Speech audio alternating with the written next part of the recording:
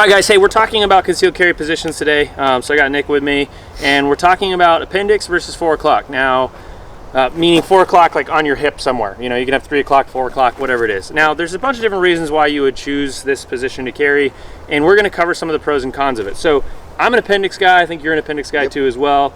But there are some reasons why I've carried 4 o'clock or 3 o'clock in the past. One of them being wearing a plate carrier. Doing some security details, wearing a plate carrier underneath my clothing, pulling garment and having a plate carrier, it kind of conflicts. You can do it, but it conflicts. Another really big one that people have that kind of conflicts is a belly. Not everybody's, a skinny twig like me, or so yeah. So you might have. I get that's the most common one I think I have when people are like, I don't like appendixes. My friend he's gone above and beyond. He's a bigger guy, and he carries appendix, but it was difficult. Yes, I do know that there are some champions out there that are like, I don't care, I'm going to do it anyway. He has to shift and just right. Move all around and do like the boogie. So guys, really, this is one of those things there's not necessarily a wrong or right answer. I know a lot of people, I don't mind the 4 o'clock or 3 o'clock position, and it doesn't screw me up to train from appendix when I need to draw from like open or from 4 o'clock. There's this thing in my waistband that's like, hey, I'm right here, that kind of signals to me, oh, that's where I need to go to grab my gun.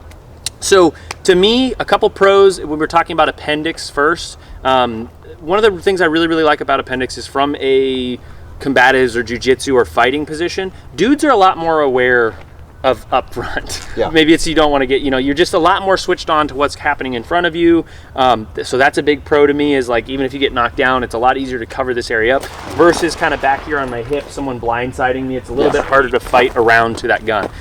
So that's one thing I really like about appendix carry. Another thing is just the accessibility to it. So me being able to have my hands up here and like, hey, leave me alone, and being able to get that gun quick.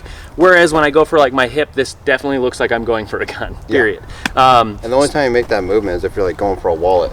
But throughout your day, your hands are always right here. You're on your phone. You're doing whatever. And generally, this just looks very much so like I'm going for a weapon. This is the traditional, like, this is what people are going to think when they see someone going back there. Whereas my hands up here, it's a little less obvious, if you will. And also getting in and out of a car. Getting in and out of a car. Yeah, this is really annoying if you go to sit down. The other thing is how bad you can print when you do this.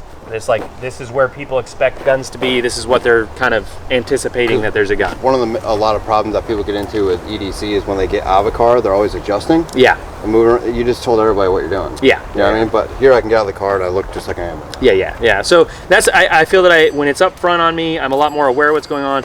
Generally, I can carry more things. So like the MUPA that we're getting ready to release, the MUPA mod for the T-Rex Arm sidecar, that allows me to carry my handgun, a weapon-mounted light on my handgun, an appendix, a magazine, and a tourniquet, all in front, like in my appendix area, and equally spread out here.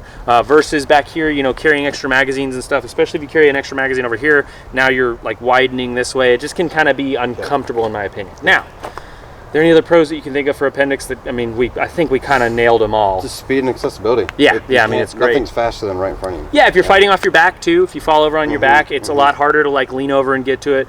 In a vehicle, we mentioned getting in and out of a vehicle, but fighting from a vehicle. Yeah, with your back too though. So if you're on your back, you can get to it. Right? You can't get to it if it's right here on your back. Yeah, so fighting off your back is a lot more beneficial. And then if someone has your back, they can't get to it because it's in front of you instead of right in their grasp. So a lot easier place to kind of secure. Just protected. Yeah, absolutely. So we've obviously said, okay, this is why we like appendix, but what are some good reasons behind carrying at this position? To be fair, if you're somebody who trains a lot from open carry, maybe you're a police officer or anything like that, and you're just used to that draw stroke. There's some continuity in that you're going to be going for the same place. There is a little bit if you're dealing with a threat up front, you can distance the gun away from somebody, so that is a beneficial thing. It's harder, you can turn your hip and they don't have as much of a reach versus it being right here. So there are some pros.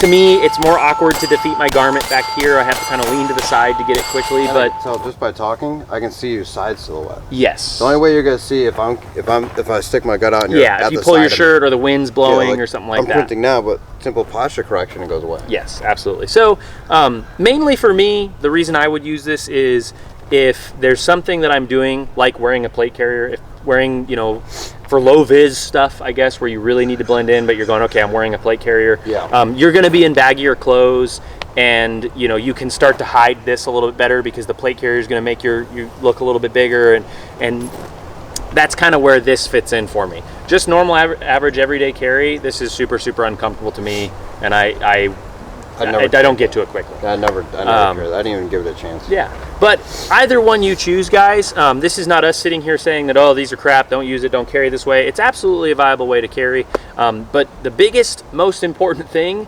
is training with it. Whatever you choose, whatever fits your body type, your style, whatever you're doing, make sure that you know your capabilities. How quickly can I get the gun out from wherever I'm carrying it? Generally, the more comfort you choose, the longer it's going to take you to get to a gun. So if you're carrying off body, like in a purse or a bag or whatever, that's super comfortable, but now it's going to take you longer to get to it.